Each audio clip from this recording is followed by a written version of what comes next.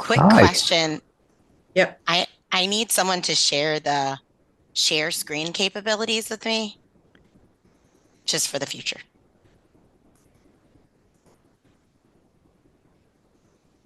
All right. Let me see if let me see participants. That's Charlene's the host. Charlene, can you share it with Shayna? And Matthew needs it too.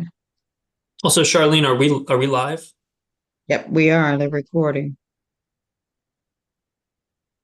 I I just don't know need about live, but everybody it's recording. sharing capabilities, and we are live streaming.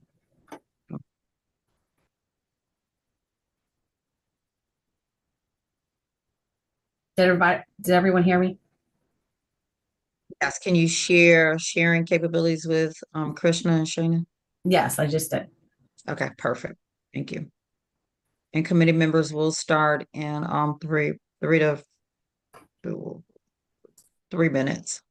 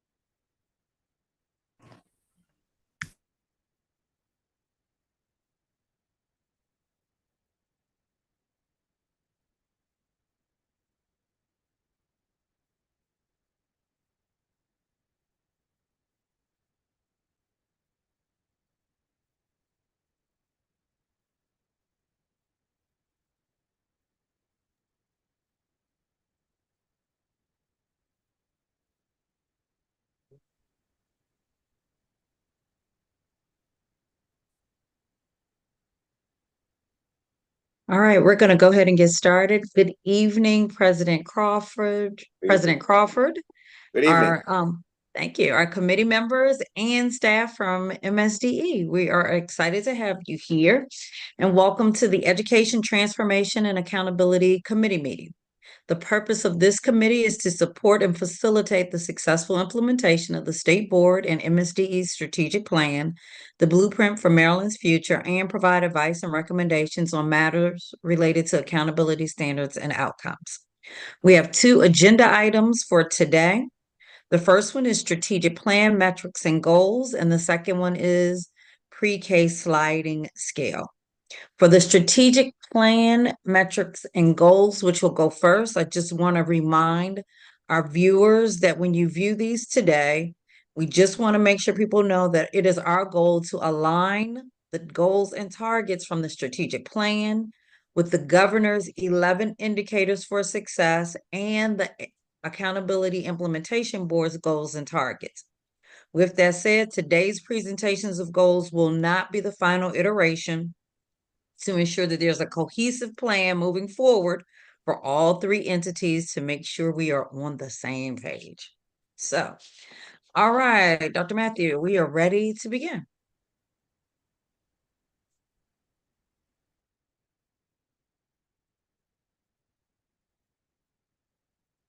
Okay. Thank you, Dr. Goldson. So as you mentioned, we're sharing our draft strategic plan, goal baselines and targets. And there we go. So just do a quick overview of the strategic plan and talk through how we arrived at our targets, and then go through the baselines and targets.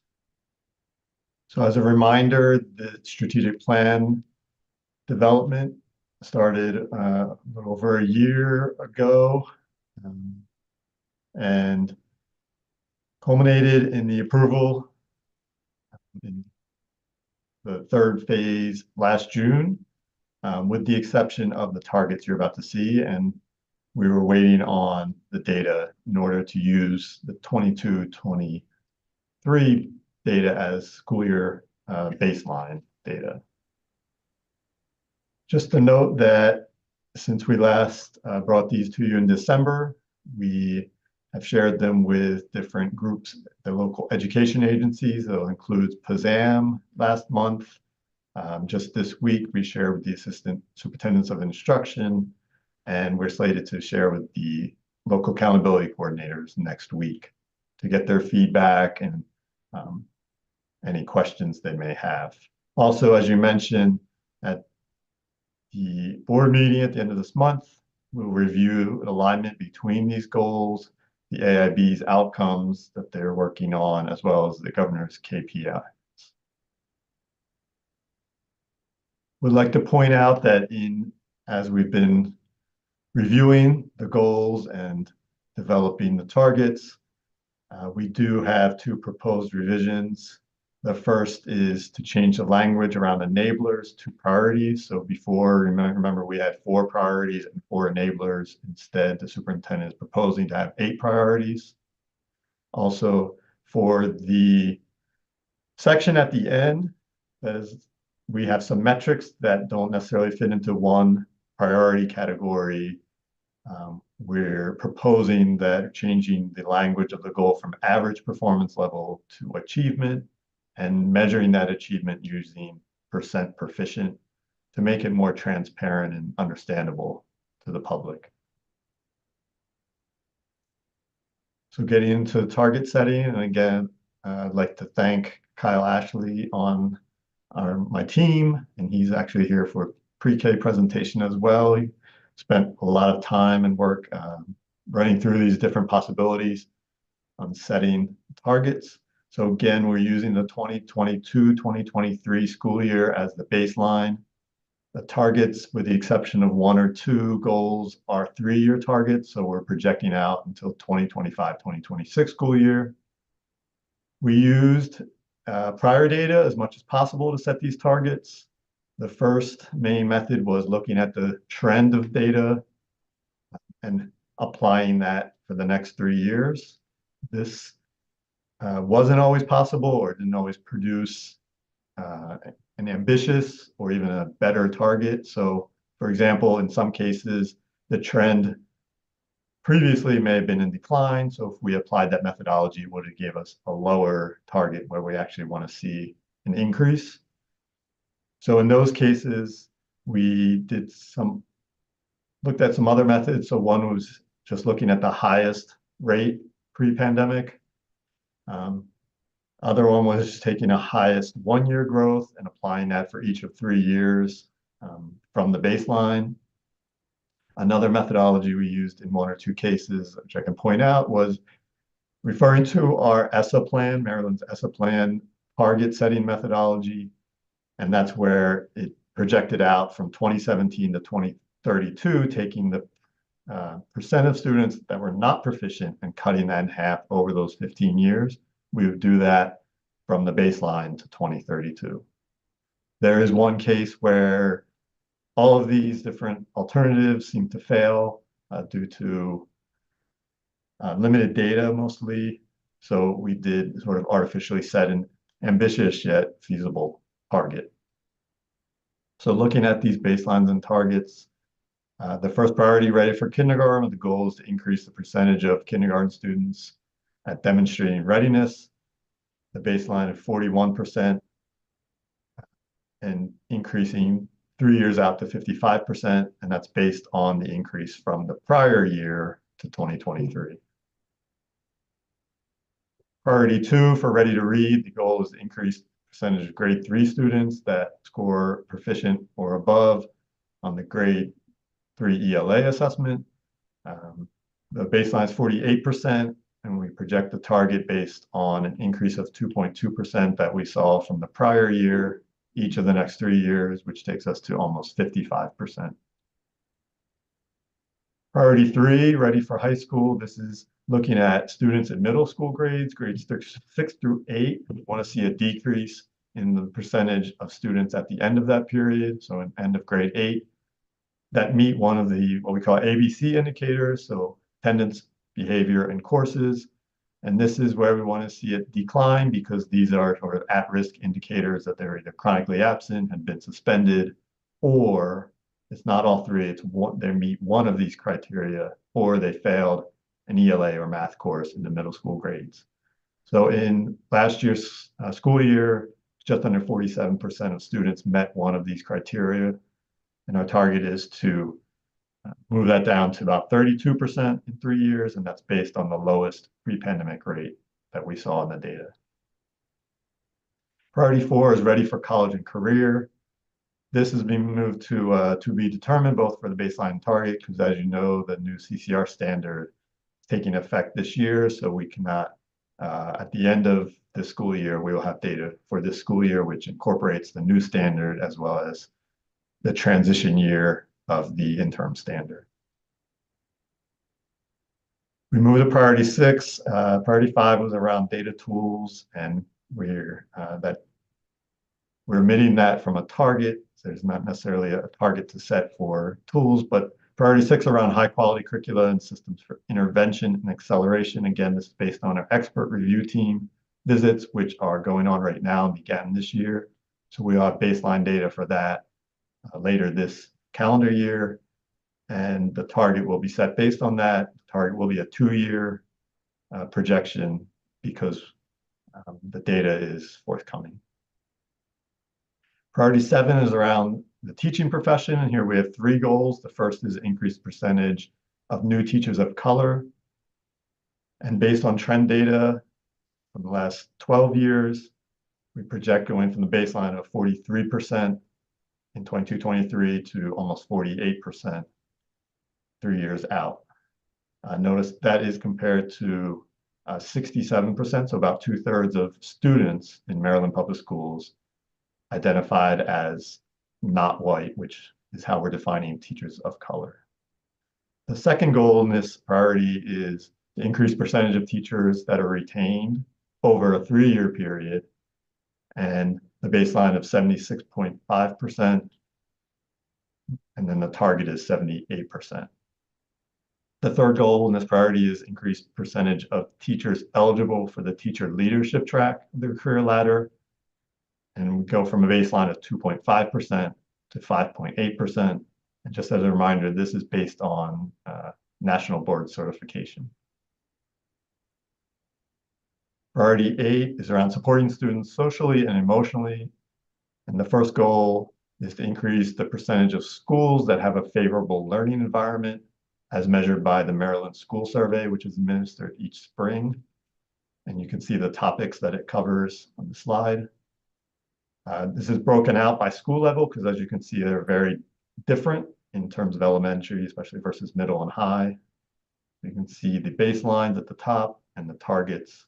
And this is the one where we sort of artificially had to set, especially the middle and high school targets, because we've only had a few years of data from the survey, a couple before the pandemic and a couple after. So it's very limited in terms of creating reliable trends.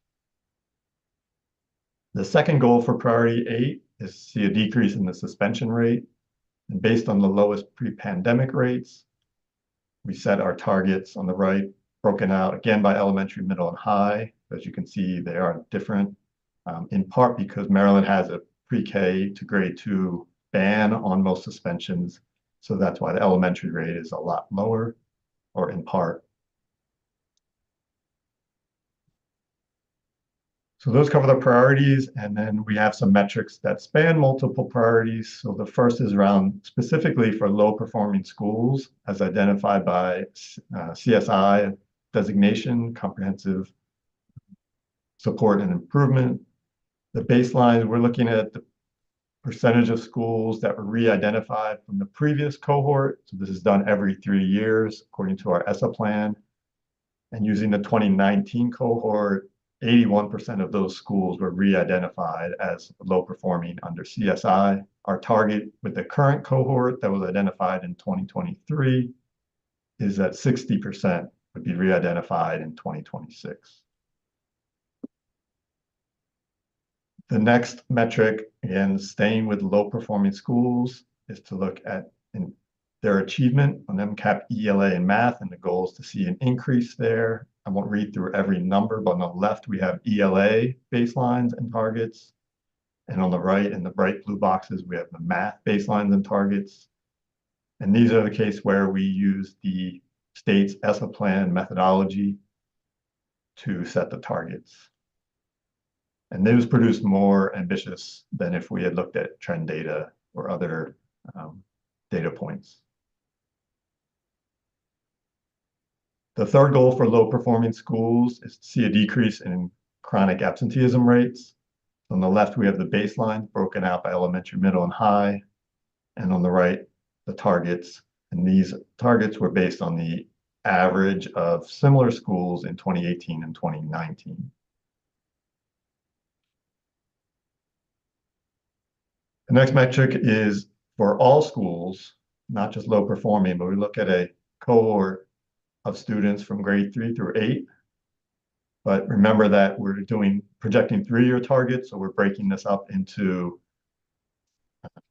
grade 3 through 6 cohort on the left in the light blue boxes. You can see their percent proficient in ELA and math, baseline and target 3 years out. And then on the right, we look at another cohort from grade 5 through 8, again, ELA and math from the last school year until 3 years out. And these again are based on Maryland's ESSA plan target methodology. So just in terms of next steps, we'll track all of this data each year as it becomes available, particularly in summer and fall following the school year. The targets and the progress being made will be posted on the MSDE website. We'll be disaggregating these data where appropriate. It'll be by LEA as well as school, focusing on the low performing school as well, and also by student characteristics listed below, which are the most commonly reported. So that's the end of my presentation. Happy to take any questions at this point. Thank you, Dr. Duque. So I'm gonna first ask, are there any questions of committee members? That would be Sean, Chin Chin, or Nick.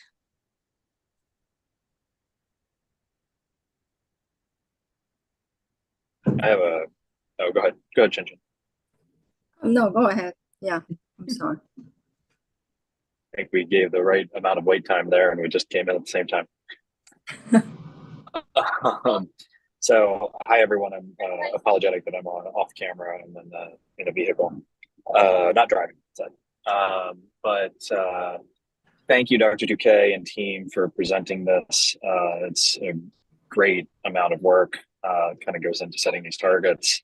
I am going to bring back a question that I brought in December when we looked at this the first time. And I'm just curious, why aren't we in especially the first 4 priority areas disaggregating where we can for the target, especially across race, socioeconomic status, special education status? I think that it means a lot to say that the targets are also important, to have to like expect that every student is making gains in those areas instead of overall gains. I know we're going to look at them later and report on them later, which is important and I appreciate, but I also think it's important, and I just wonder why we're not right now disaggregating the targets themselves. I think we're just not showing them here for brevity. Okay. Simplicity. Okay. Because if we were to do it for everything, like just on the slide, Yeah. it would be a lot. So we wanted to present it as simply as possible, but we're certainly looking at those and running those and planning to break out those disaggregations on the website when they get posted. Yeah, I think that's partly so totally appreciate that, Dr. Duque. I think, are you also saying that underneath the target, there are also targets for the subgroups? Yes, that's something we're working on. Okay, got it. And then will the public be able to see those on the website? Like if they go in and see that priority 1, the target is this much increase. I don't have the numbers right in front of me, unfortunately. And then they could click in, or they could see that that's also an expectation across different subgroups. Yes, of increase. Okay. Yeah, we're working with our communications office and what that looks like, how that would display. Okay, that's great. Fantastic, thank you. And then I had another question and I have lost it for the moment. So let's come back to me. Chinjin. Thank you, Nick. Yeah, my question is on slide number 6, the ERT. We are going to set some metrics since the team just deployed last year, right? Last October, I think the first team went out. Yeah, do you have a kind of a draft or something already in mind, or what are the metrics we are about to collect or to be collected? Yeah, so so the expert review teams are using a rubric, looking at a lot of different criteria. I'm just trying to find the slide here. Priority 6. Okay. There. Yeah, so specifically, I didn't run through this, apologize, but under the goal on the bottom of the slide, you'll see we're looking for the elements of the expert review teams that aligned with this priority that we identified are the accomplishing with the curriculum and instruction and the integrated multi-tiered systems of supports. And the way we're going to measure that is if the school meets the rubric category of accomplishing with continuous improvement. But would it be like a look at a certain topic or subjects or integrated curricular? Well, so the expert review teams are going multiple classes, looking at different subjects. So this will be sort of holistic across what they find in the school. And they have different look-fors when they visit those schools to see, in terms of curriculum instruction, what in terms of what they're using, what they're trained on, if they're actually implementing the curriculum as intended, and so on and so forth.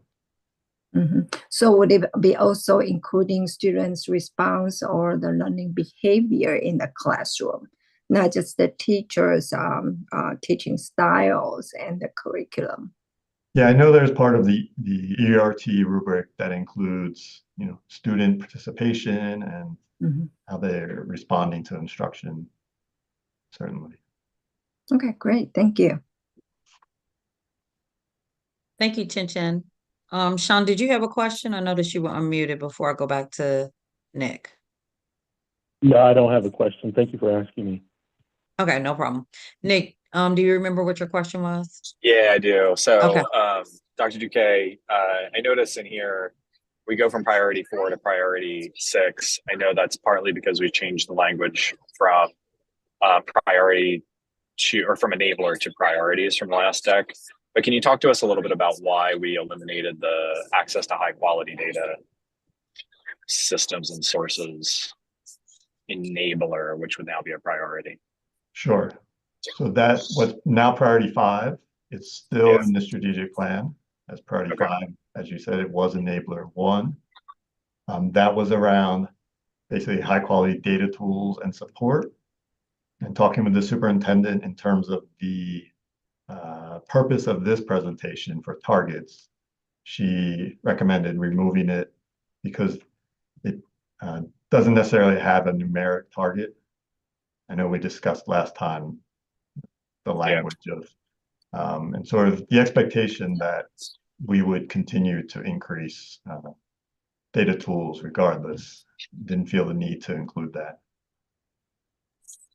Okay, got it. I just wanted to make sure that everybody watching this understands this thing. Yes. No, thanks for It's good context. Yep. Thank you, Dr. Duque, for that. Before I move to President Crawford and Board Member Abasola to see if they have any questions, I just wanted to, one, thank you for going back and sharing the strategic plan with key stakeholders. So I appreciate that. It does make sense to change the enablers to priorities, and I appreciate you explaining why priority 5 is not shown. Were there any changes from any of the priorities or targets based on the feedback from the stakeholders that's reflected in the presentation tonight? Not based on the stakeholders, I believe. Okay. When we met last time, we discussed the school survey targets, especially middle and high school, were low. So those were revised since you saw it the last. I think one of the main questions from the stakeholders so far was around alignment with AIB's outcomes. So that's something we're looking into and going to address. Okay, thank you. And also thank you for making our changes. I saw those that we made from the last recommendation, just wondering about other stakeholders. Thank you. President Crawford, you have any questions? No questions at all. I appreciate the hard work and what's been done and your opening comments in terms of beginning to really think about how we rationalize the metrics coming out of the strategic plan with the AIB and then those with the governor. So we'll be working on that, but very nicely done. Thank you. I agree. Thank you, Dr. Duque. Abasola, did you have any questions? Don't want to leave you out. All right. Then I think that is it. Thank you, Dr. Duque. Just for those watching, it is our hope and goal that we'll be able to make the alignments between all 3 entities and bring it back to the board, hopefully in March. It was our goal to do it in February, but we just want to make sure that there's clear alignment and that people don't feel like they're responding to 3 different entities. We are all working for the good of children, and so it should be reflective in our goals. All right, thank you. Appreciate you. All right, now we are now going to move to pre-K sliding scale. And I think who's going to do the present? Okay, there we go. All right, Dr. Cook, it's on you. Thank you, ma'am. Yes. Thank you, Dr. Goldson, and thank you to the Education Transformation and Accountability Committee for allowing us to share information with you about our proposed pre-K sliding scale guidance. In today's session, we'll be giving you an overview of the blueprint legislation as it pertains to the pre-K sliding scale. We'll be discussing how to calculate the state, local, and family share, particularly for Tier 2 children who are a part of the pre-K sliding scale. We'll be briefly reviewing some administrative procedures, and finally, we'll discuss blending and braiding, local, state, and federal funding. And I'll start off with the overview of the legislation. One of the objectives of the Blueprint for Maryland's Future is to expand access for students to high quality full day pre-kindergarten. One of the things that the Blueprint does is it categorizes families into Tier 1, Tier 2, and Tier 3 based on the family's federal poverty level. So at Tier 1, families pay no costs. At Tier 2, it is funded through a subsidized sliding scale. So there is a state and local portion and a family share. And for Tier 3 students, they may be required to pay the total per pupil funding rate. So what are the tiers in pre-K? So Tier 1 encompasses 3- and 4-year-old children from families with a gross annual income less than or equal to 300% of the federal poverty level, or a family experiencing homelessness. Everyone in Tier 1 is not required to pre-K is offered to all families at tier 1 with no charge. At tier 2, which is 300% to 600% of the federal poverty level, they're focused on 4-year-olds. There is a subsidized pre-K sliding scale, which we'll talk through today. And as I said earlier, tier 3 focuses on 4-year-old children who are 600% or above of the federal poverty level. And those families pay the full cost of pre-K.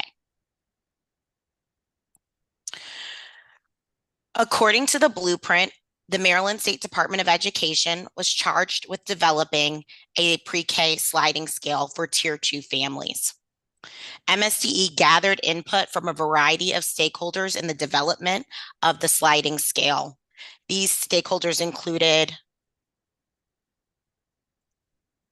sorry, I was on the wrong slide. These stakeholders included government officials, so General Assembly members, the Department of Legislative Services, the Maryland Department of Budget and Management, LEA, local education agency, chief finance officers, and also stakeholders who are actively serving children who are 3 and 4-year-olds, current pre-kindergarten providers, as well as the early childhood community at large, including private providers. For instance, we shared information at the Office of Child Care Advisory Council and other existing meetings so that we were able to share this information with the field and all the stakeholders. I can't overstate enough that our North Star for the pre-K sliding scale is to choose an option that is least expensive for families. To that end, the pre-K sliding scale is based on a family's income and will not exceed 7% of a family's gross annual income. As a reminder, the blueprint also has the goal of implementing a mixed delivery system for pre-kindergarten. Local education agencies or public school providers are charged with developing strong partnerships with private providers. And you'll see on this slide that private providers span a large range of providers, including child care centers, family child care, Head Start programs, Montessori, faith-based private schools, public charter schools, and early learning centers at colleges and universities. So there's a wide range of places that families can send their pre-kindergarten children. And the goal of this mixed delivery system is so that families find the best fit for their children for their pre-kindergarten year. As Maryland continues to expand access to pre-K for 3 and 4-year-olds, we have some enrollment priorities based on the blueprint. 3 and 4-year-olds who are tier 1, children with disabilities, and children who are multilingual or speak a home language other than English are prioritized. As enrollment continues to increase, 3 and 4-year-olds who are tier 1, their enrollment should increase annually until all children are served. For tier 2 children, beginning in school year 24-25, tier 2 children may be enrolled in full-day pre-kindergarten programs if space is available. This encourages socioeconomic diversity in the classrooms. Now I will pass it to Dr. Matt Duque and Dr. Kyle Ashley. Thanks, Dr. Cook. The next few slides, we're going to share some of the numbers. So first, just give you context in terms of public pre-K in Maryland. For this current school year, there were over 31,000 students enrolled. You can see the map on the left that it varied by county. And then on the right, also by age. So just over 3/4 of these public pre-K students were 4 years old, and the rest were 3 or 5 years old. Next slide, please. So in addition to collecting enrollment information, we recently started collecting federal poverty level information in preparation for the sliding scale. in part because it's a new collection, we did have some missing data. About a third of the students or families did not report their income. But of the 2/3 that did, a large majority, 87% of these students were classified as tier 1 based on their family income. And again, to remind you, these families would qualify for full day pre-K at no cost. Next slide, please. So what is the cost overall? For fiscal year 2025, the cost is just over $13,000. And the future years, the cost is set. You see it increases each year. In terms of the different shares, tier 1 families have no family share because it's picked up by the local and state share, split evenly. Tier 3 families pay the full cost of care. And then the tier 2 families is split between state, local, and family share, and that's determined by the sliding scale. For the next section, I'm going to turn it over to Dr. Kyle Ashley, senior researcher in our office. All right, on this slide, it shows the actual sliding scale structure that we're proposing. So it uses a 5-level system. On the left side, you see the for each level, the percentage of the federal poverty level in 60% FPL intervals. The second column shows the gross annual income range for a family for each of these respective levels. The examples that we show here is for a family of 4. The third column shows the family share, so the percentage of the annual income that a family would contribute per pupil to childcare. So level 1, families would contribute 1% all the way up to 7% for level 5. The fourth column shows the annual family share amount, so how much the family would contribute per pupil. And the last column shows monthly amount families would contribute over a 10-month period. Next slide, please. To put this into context a little bit, we show the actual amount that a family would pay per pupil for the entirety of this tier 2 window, from 301% to 600%. And we show the 5 different levels broken out on this graph on the left. So the idea with this sliding scale is that there's a continuous gradual increase in the amount a family would contribute within each respective level, and then each level, because it has a percentage increase in the contribution for families, you see that kind of stair-step jump. We have 2 examples shown on the right. So again, to provide that context and how families would expect to pay per pupil. Example A is a family earning about $139,000 per year. A family of 4 earning $139,000 per year. They would contribute 6% of their annual income, or about $8,300 per pupil. Example B that we show, a family of 4 is earning about $125,000 per year. This would fall under level 3 in the sliding scale structure. They would contribute 4% of their annual income, or about $5,000 per pupil. Next slide, please. Finally, MSD is creating, or has created, a online calculator to help support LEAs and private providers to be able to calculate the family's share FPL in their tier level. Important things about this calculator is it provides it calculates the contribution for families at the time of enrollment, and it does not hold families harmless for income fluctuations throughout the year. So if a family's income increases after the enrollment occurred, a child is not going to be removed from the program because now they've exceeded that band that student fell within at the time of enrollment. So we have a mock-up. This is preliminary. It is subject to change as further developments are in place. But some of the data that a LEA or private provider would input into this calculator is household size, household income. Both those are required to be able to calculate their FPL, determine which level within the sliding scale the family falls within. The child's age, because there's some age restrictions, as Dr. Cook pointed out, based on the different tiers. And then there's also these radio buttons for children with disabilities, multilingual learners, and children experiencing homelessness.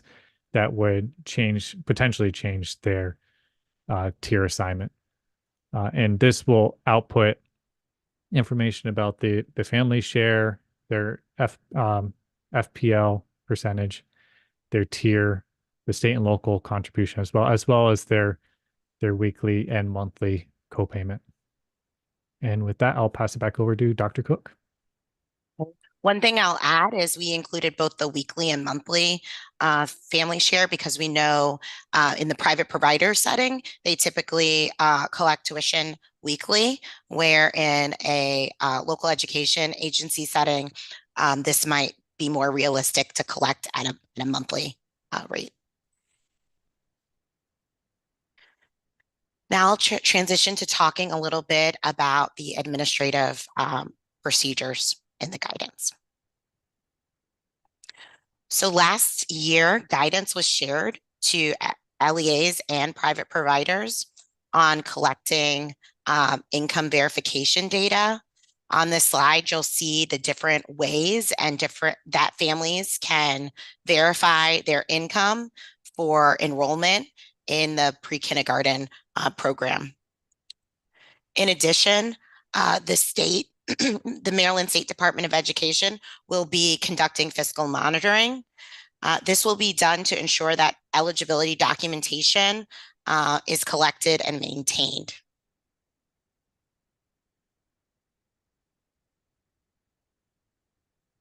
On this slide, I'm going to highlight implementation considerations for the sliding scale. We are emphasizing that during the time of enrollment, families should have their income verified. When a family is determined to be in Tier 2, the local education agency or private providers should have the family sign an agreement for payment. MSDE has developed a template for private providers and local education agencies to use in terms of creating this agreement. And as I said earlier, families may want to pay and the local education agency and private providers need to agree on whether that payment is weekly, monthly, or yearly, partly based on family preference and partly based on the capacity of the private provider or local education agency. LEAs should collect funds with guidance from their chief financial officers. And private providers, we are encouraging them to use similar processes that they use currently to collect tuition payments. Finally, LEAs and private providers can choose to cover the cost of family share for all Tier 2 students with local funds. In this case, families who are Tier 2 would not need to pay a family share if their LEA or county chooses to take that route. That is an option. Dr. Cook, can you repeat what you said? Your voice dropped out for about 5 seconds. Oh yeah, yes. Let me get back to that previous slide. So LEAs and private providers can choose to cover the family share for all Tier 2 students. And so in that case, the family would not need to pay a family share.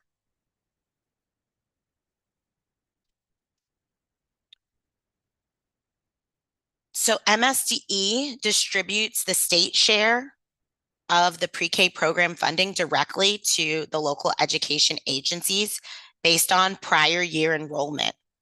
Starting in fiscal year 2026, LEAs should distribute funding to private providers. We are emphasizing that FY25 is the last year for the pre-K expansion grant, and we will be sharing more information with LEAs about how to capture the enrollment by tiers of private providers in their county. MSDE will also provide guidance on how to update the memorandum of understandings that local education agencies have with private providers. 2 categories that will be included in the MOUs are The distribution of funds, LEAs would define distribution of funds with private providers. In addition, data collection, which I just mentioned, LEAs would need to collaborate with private providers to collect enrollment data by tier beginning in school year 2024-2025, so that when the pre-K expansion grant ends in fiscal year 2025, there will be a transition to private providers providing pre-K using Blueprint formula funding from the LEA. In this slide, we include some staffing considerations for local education agencies. I'm going to point out two on this slide. I'm not going to point out all of them, but one is, how will the district coordinate and implement key aspects of early childhood programs, including roles like curriculum development, assessment, and family engagement? What staffing is needed to actively engage families to participate in early learning programs? And how will the district build partnerships with local organizations through Judy and Patty Centers while managing budgets to support enrollment goals and the sliding scale implementation? So these are items for consideration for the local education agencies. Now I'm going to share some information on ways that both local education agencies and private providers can blend and braid federal, state, and local funds. There are many ways to maximize these multiple funding streams. And I'll just give one example. Head Start funding and state Blueprint funding can be used to pay for the 6.5-hour school day. And Child Care Scholarship funding could be used to pay for eligible students before and after care. So what does this mean for LEAs and private providers? When funding is blended and braided, this supports the LEA and private providers to pay their lead teachers and assistant teachers or paraprofessionals at commensurate salary to local education agencies for their lead teacher and assistant teachers. Now I'll just highlight one example here. These are some examples that we captured of how local counties are blending and braiding funding. I'm going to highlight Garrett County on this slide today. Garrett County Public Schools partners with Head Start programs in a collaborative model, and they are able to staff programs with a Garrett County Public Schools teacher, a Head Start teacher, and a Garrett County Public Schools instructional assistant. And pre-K4 classrooms are staffed by Garrett County Public School instructional staff only. And so this just shows how they are able to blend and braid funds and support high quality implementation of high quality pre-kindergarten by using staff in private settings and blending and braiding funding to support teacher salaries. So MSDE recommends that the state board adopt the pre-K sliding scale as described today. In the proposed pre-K sliding scale, as we stated, families pay a portion of their gross annual income, and they will not pay more than 7% of their annual income for each child.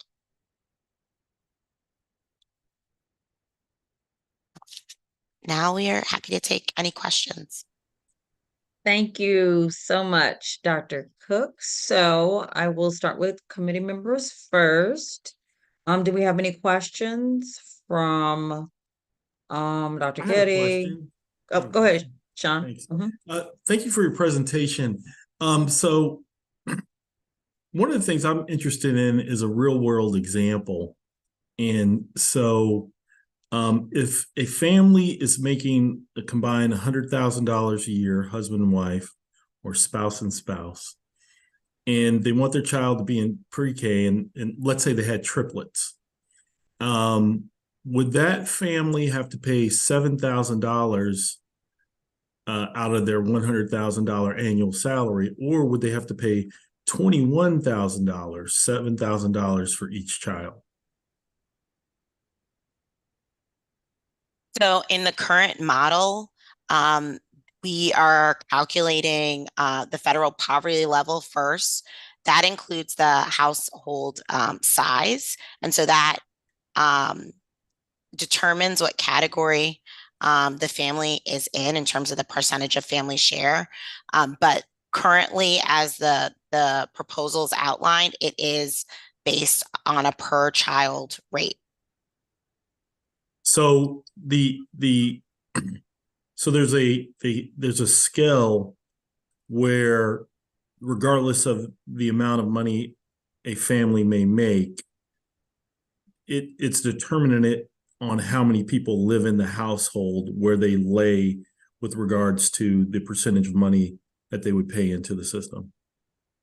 Right. With the federal poverty level, household size is already accounted for in terms of where the family would fall.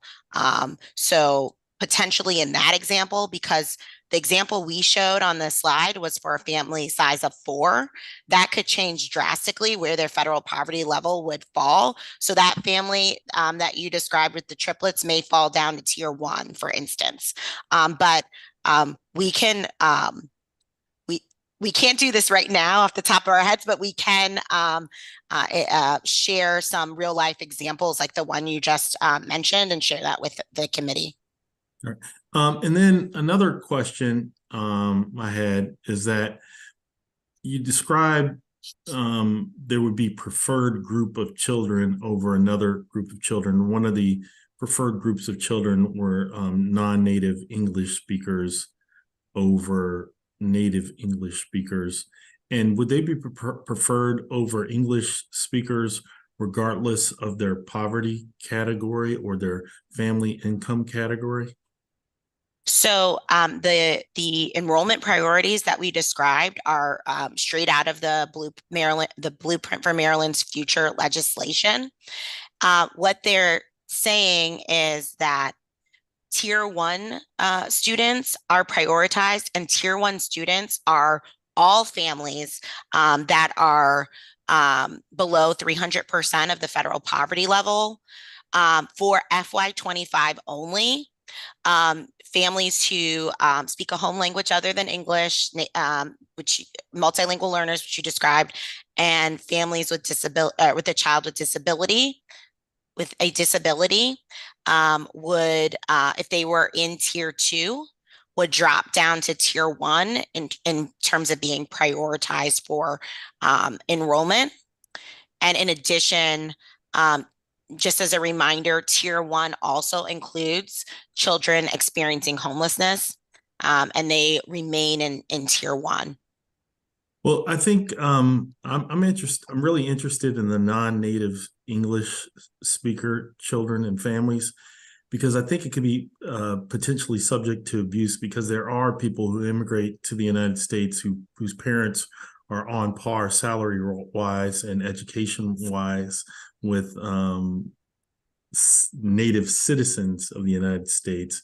And I think that needs to be particularized, because it could be a disadvantage to a native citizen and their family, and someone else who's on the same socioeconomic level as them gets a priority in funding and or school entrance. And so I find that really curious. Thanks. Yeah, so it's only for FY25, and I will say there is a specific definition for this. So if the child is identified through a home language survey or family survey, that qualifies them to be in this category of a multilingual learner. That happens at the time of enrollment. So for instance, if a family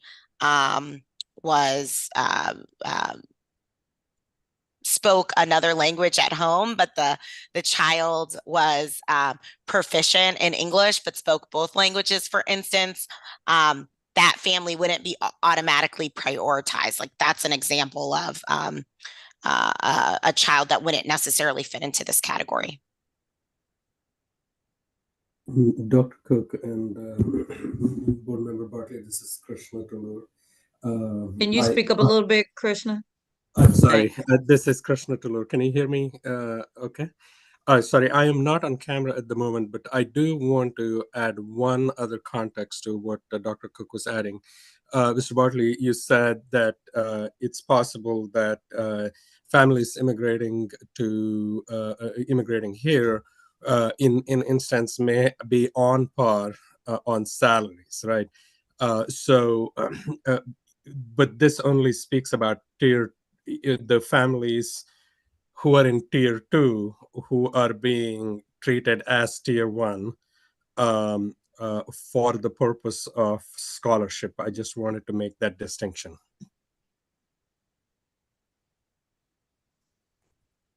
Right, for FY25. Correct. Thank you.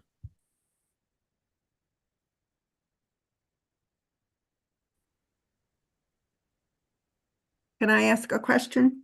Yep, I was just getting to you. Thank you. Okay. On slide 10, you have a pie chart of 3, 4s, and 5s. Can you describe the 5-year-olds and why they're in the 3s and 4s program? Kyle, Matt? Yeah, I'd be happy to take this. This isn't necessarily children that are qualifying for the sliding scale or the structure that we're laying out. This is just the age of the children as of our 30th of September enrollment for school year 2024. So technically they're 4-year-olds because they're in a 4-year-old program. So it's kind of misleading to put 5-year-olds on the pie chart because according to state law, 5-year-olds should be in kindergarten. Even at the federal level oh, sorry to cut you off. That's okay. Do you know what I mean? Like the definition of 4-year-olds includes the 5-year-olds because they're all going to turn 5 during the school year. So even at the federal level, Head Start, they have a very small portion, similar to the chart we're displaying, of 5-year-olds who are in Head Start. So we just capture that data is captured because there are a small percentage of children who happen to be 5-year-olds when the snapshot is taken. So this happens at the federal level as well with data collection. Okay. One more question. When you include disabled children in tier 1 automatically, does it include speech services? Like simply a child who's receiving speech services then is going to go down to tier 1? Yep, all wraparound supports for children with disabilities, that's included. And so just to be clear, just to clarify, if a family qualifies as tier 2 only, will a child with disabilities for only FY25, because this won't happen after, would drop down to tier 1. Okay. Just to clarify. And last question. There is a possibility that you could have multiple family members in multiple settings. Like one child goes to the 4-year-old program, but then another child goes to a child care center. Is the LEA going to receive all the money and distribute it? Is that what your model says? That's correct, but that won't happen until FY26. Okay. Okay. So it'll be up to the individual settings to collect the money if the family has a portion. That's correct. Okay.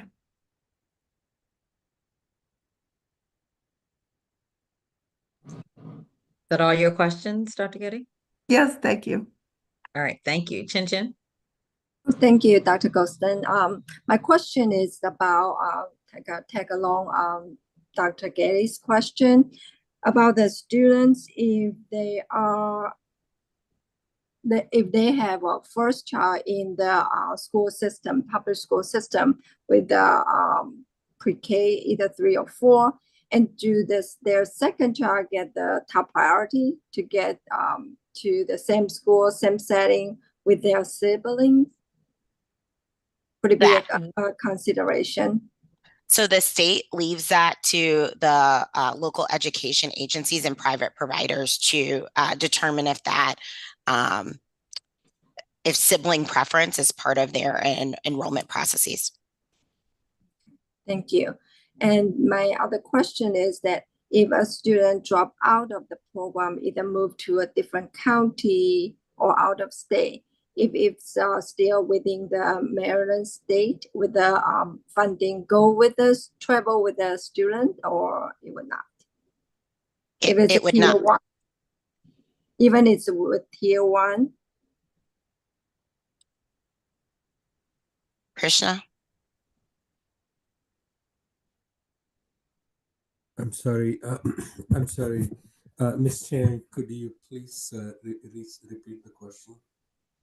If a student in tier one kind of category and then they drop off from certain LEA and move to a different LEA within Maryland state, would the funding travel with the student?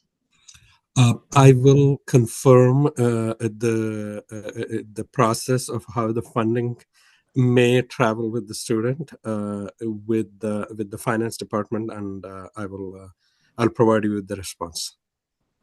Okay, thank you very much.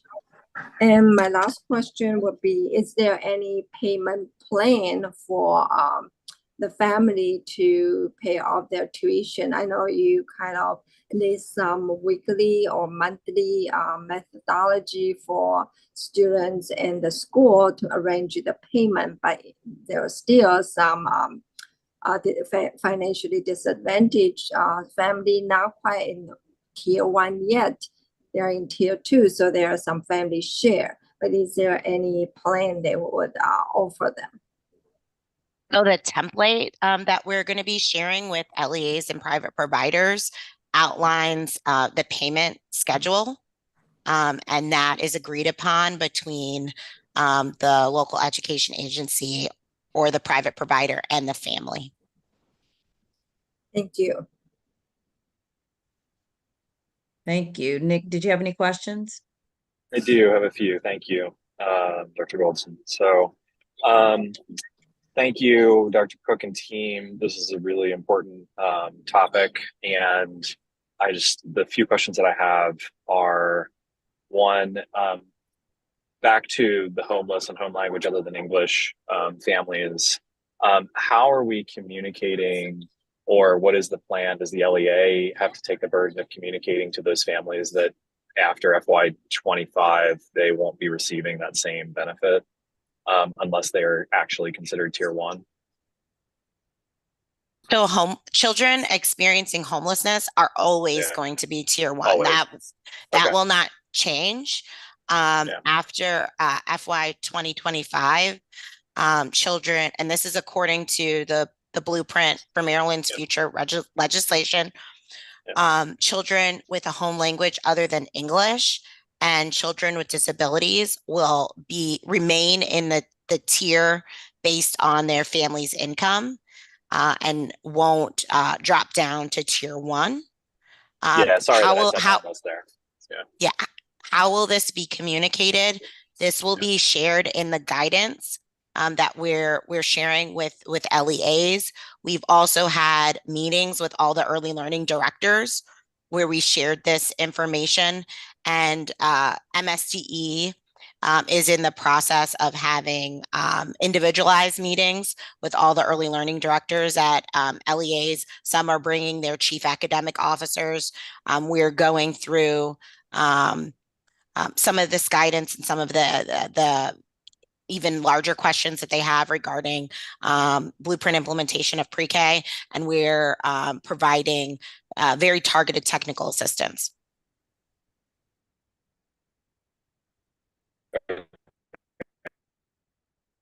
And the providers plus the LEAs are going to be handling that communication.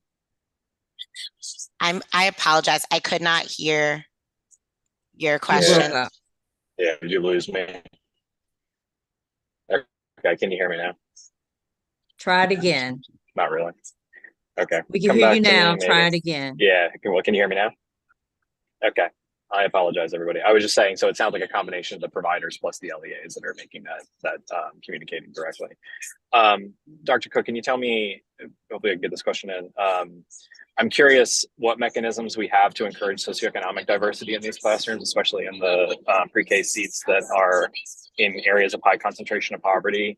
I know that the tier 2 and the tier 3 students will go when there's a seat available, but if there's not enough available seats, which goes to a secondary question I have about how many seats do we think we're going to need if we know that we haven't been able to collect all of this data in the past and we're going to start collecting more of it. So first question is, like, are there other mechanisms, or in what ways are we caring for socioeconomic diversity in the seats that we have available? Yeah, we think that blending and braiding funding will support that. So if there's different funding streams, for instance, if a Head Start program could have a slot for a child of a higher socioeconomic status and they are funded by Blueprint funding rather than Head Start funding, that's just one example. Or that could happen in an LEA, which is receiving Head Start funding and Blueprint funding. So there could be a mix in terms of socioeconomic diversity within pre-K programs. As we continue to scale and enroll more tier 2 children in pre-K, we do anticipate an increase in socioeconomic diversity. And in addition, each local education agency in last year's implementation plan had to outline a plan for how they would increase socioeconomic diversity across their pre-K classroom. So this is at the forefront. There is lots of research on peer effects and how that can support child development and learning. And so that is something that we're keeping in mind and supporting and monitoring LEAs as we see what tier children are placed in which classrooms and the socioeconomic diversity. I know. Yeah, I know, Dr. Cook, it's something you and your team are following really closely and are passionate about, and I really appreciate that. So kudos. I think that that's going to be like the blending and braiding of the funding, I think is going to be a tricky TA subject or like technical assistance subject. And I think it's going to take a lot of work, and I'm sure you all are up for it, but you know, I'd love to keep hearing about how that goes and how the LEAs are responding to it. Absolutely. Yeah. The final question is, I alluded to a moment ago. Do you have a sense, like, as we start to press on this a little bit and get more data from families about how many more seats we are going to need to add across the state? Has there been sort of a gap analysis done? What kind of work needs to be done in order to figure that out? I know we can't, it's a moving target and we can't predict it perfectly, but talk to us a little bit about what your sense and your team's thinking about there. So one of the things that we're in the beginning stages of is developing supply and demand studies by county across the entire state of Maryland. This is something that we are partnering with philanthropic organizations to implement. Supply and demand studies have been done in other localities such as the District of Columbia, and this has supported them in understanding where the demand is in each part of their city, and also have targeted investment and expansion of early childhood programs. And it's important to note that when we do these supply and demand studies, we will be including infant and toddler care and early care and education as well. So it'll span 0 to 5. And this will help us to really understand the demand across infant and toddler and pre-K programs so that we ensure that we are increasing the supply across all the early childhood continuum starting at birth. And so that's one piece of the work that we're doing. In addition, we're communicating with local education agencies the importance of capturing enrollment of private provider pre-K children now and by the fall of 2024 to really support the projections and support the funding for FY26. That's great. Thank you. I'm excited to see this. Thank you. I have just a few comments. Can we make sure that Cheng's response to the question that Krishna is going to look into, that is just embedded into the presentation in February for the Yes, board? we will absolutely do that. Thank you. The federal poverty level, it's really small further in the presentation, what the amount is for the federal poverty level. So when we first start talking about it, can we at least, if we're gonna, whenever we start talking about it, either put it really small on all of those slides so people know? I feel like we're making an assumption that people know what the federal poverty level is. And so we need to have that on every slide. Thank you for the calculator, the pre-K cost calculator. If it's functioning, it'd be great to provide examples. So for example, when Sean asked the question about the family of 5 with the 3 kids, that would have been a perfect time to pull up the calculator, show it, and then people could see how they plug in the data and they're able to get a response to the question. That's absolutely, we're going to be ready to do that for the board meeting, Dr. Goldstein. Perfect. Yeah. Perfect. So Sean, I know you got to go, but you can ask that same question at the board meeting with the 3 kids and the parents with $100,000 salary. Okay, perfect. And I'm assuming that July 1 is when it goes into effect, the requirement for LEAs to do the income verification, so that we do not have another data slide that shows that there's missing data for any families, because there are lots of assumptions that could be made with missing data. Is that Yes, accurate? we're encouraging local education agencies and to determine income verification and federal poverty level at the time of enrollment for every child. That's what we're encouraging. Okay, thank you. So we could just make sure we say effective July 1, so people know this is what's coming down the pike once the board votes and moves forward. Okay. Well, Dr. Goldson, it would be effective in the spring because we know that because we know they're enrolling. They're going to be enrolling in the spring. Many local education. Yep, got it. You're right. Okay, beforehand. Thank you. All right.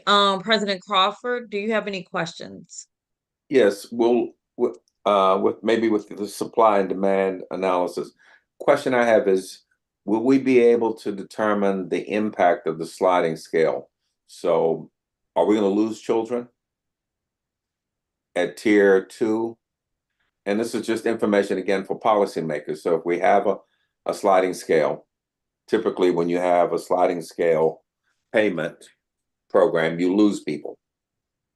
So being able to track so that policymakers will know what the impact of that would be, and then they could potentially make adjustments down the road if the impact is something that's undesirable. The second thing is measures of effectiveness. Are there going to be measures of effectiveness? So we have children enrolled in pre-K. Are there going to be measures of effectiveness in terms of how prepared those children are for kindergarten? So again, just thinking about that as we're spending taxpayer dollars, whenever we can provide information on effectiveness, we should also do that as well. Absolutely. To your first question on the impact of the sliding scale on enrollment and if it would be a deterrent, I can talk to Dr. Ashley and Dr. DK about how we could capture those metrics to share with policymakers. And then measures of effectiveness, we are really focused, Dr. Collins can share more around, we're really focused on instruction. And so one of the components of that is we are scaling up the number of pre-K specialists that support the LEAs and private providers with instruction. We have quality assurance specialists who are going out and doing an assessment called CLASS to really understand and measure the teacher relationship with the child in terms of supporting child development. And so these are components of the work that we're doing. And then with the hopefully the board approval of the early learning standards will be developing professional learning modules to support and continue to support instruction in both private provider settings and local education agency settings as well. Well, thank you. Thank you. Are there any other questions? All right, are there any committee members that like to make a motion to move the recommendations for the pre-K sliding scale forward to full board for the February 20, I think it's 8th board meeting? 27th. So moved. 27th, sorry, 27th. Yeah, so moved. Motion. Second. Thank you, Nick, and then Chin Chin. All right, we look forward to seeing the final presentation before the board on the February 27th meeting. I appreciate the committee members for the questions, the robust conversation, and the recommendations to make sure that Dr. Cook's presentation is even stronger when it comes before the board in 2 weeks, so she can get a unanimous vote of approval. All right, thank you. We have only gone 13 minutes over. Truly appreciate you all. Sorry, my dog says have a great one. And we will see you soon. Those who, the next meeting will be on Thursday, March 14th at 6 p.m. Thank you. Have a great night. Take care.